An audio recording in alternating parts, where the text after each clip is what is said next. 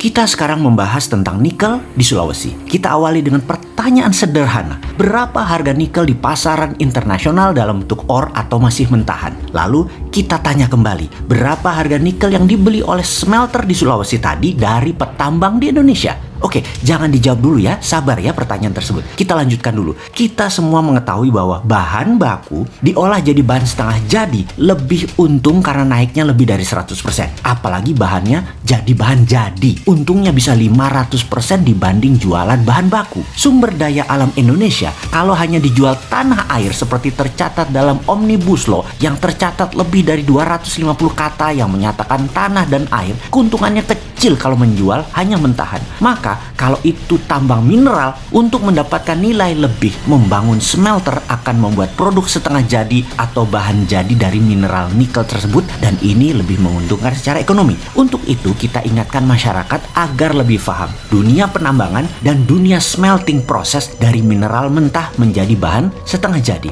Kita ambil contoh tidak nikel dulu ya, sabar ya, tapi sebuah perusahaan yang dikatakan smelter dalam tanda petik di Gresik yang memproses 1 juta metrik ton per tahun koper konsentrat dari Freeport. Kita juga harus ingatkan satu lagi, Freeport itu tambang tembaga, copper mining. Yang bilang Freeport itu tambang emas iku sopo? Mana emasnya? Lah yang diekspor koper konsentrat kok, yang dihasilkan koper tembaga. Jadi Freeport tambang tembaga karena hasil yang didapat dari pajak negara saat ini adalah mengekspor tembaga. Wes, rausah kakeran takon ya. Wes, kita lanjut. Sekali lagi, Freeport adalah tambang tembaga. Tambang ya bukan manufaktur, bukan pabrik, bukan smelter. Pabrik, smelter bukan ranah penambangan atau pertambangan, tapi ranah industri. Jadi smelter itu adalah industri. Smelter adalah pemrosesan mineral mentah menjadi bahan jadi atau bahan setengah jadi. Kembali ke benda yang dikatakan pabrik di Gresik yang katanya smelter untuk koper konsentratnya Freeport. Diproseslah koper tadi jadi anoda slime dan ini diekspor ke Jepang. Oke, sebentar ya, biar paham lebih detail lagi. Anoda slime tadi apa sih? Kok nggak diteruskan prosesnya? Kok nggak di refining? Maka jawaban saya sebagai orang yang baru 20 tahun main di dunia smelter dan pertambangan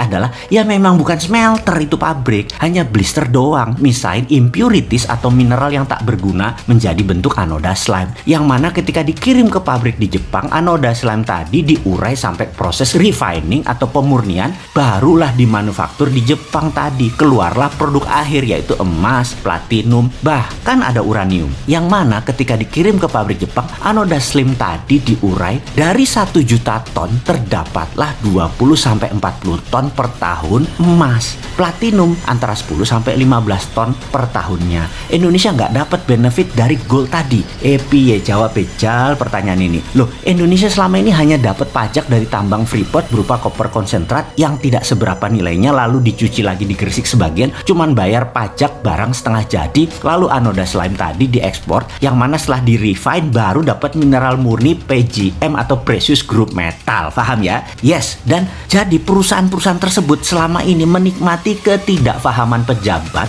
sampai beberapa presiden mereka itu menikmati. Enak ya, sampai sekarang enak banget jadi mereka. Oke, silahkan dilanjut menikmati semua kelemahan ini, karena kalau nanti sahabat muda dapat mandat di tahun 2024 pasti di stop semua kenikmatan korporasi dan pejabat atau mantan pejabat pengejar rente yang dapatkan benefit kelewat banyak kemarin, karena pejabat nanti gak ada pemburu rente seperti pejabat sebelumnya. Kita kembali ke nikel sekarang. Keluarlah peraturan tidak boleh ekspor biji atau mentahan nikel. Mulia ya peraturan tersebut. Pembela tanah air sekali ya peraturan tersebut. Oh ya, mulia, cinta tanah air. Iyalah. Dan yang bilang iya atau yang manut pasti nggak ngerti ngelola negara plus nggak ngerti ngelola nikel. Tujuan tidak boleh ekspor karena bahan mentah tadi harus naik nilainya menjadi bahan setengah jadi atau bahan jadi. Karena itu smelter Tiongkok hadir untuk nilai tambah tadi. Mulia sekali kan cita-cita itu semua. Oke, kita kembali ke pertanyaan awal. Harga ekspor atau harga pasaran hard commodity nikel berapa di pasaran internasional saat ini? Dan tolong bandingkan dengan harga beli perusahaan smelter Tiongkok itu dari para penambang. Lah, kok lebih murah harga beli smelter Tiongkok tadi dibandingkan harga internasional? Kalau gitu kita ekspor saja. Oh, tidak boleh. Sudah dikunci dengan aturan undang-undang yang disahkan DPR, wakil rakyat loh yang mengesahkan